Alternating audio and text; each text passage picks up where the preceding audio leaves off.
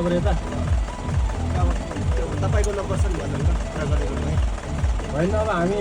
भोलि फेरि यता आएर उता जानलाई गाह्रो हुन्छ भोलि उहीँ बस्ने अनि पर्सि लिएर आउने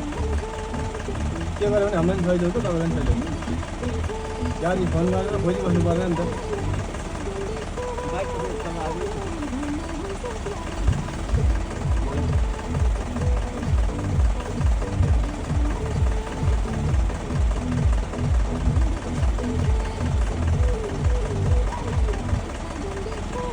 बाइक फर्केको हो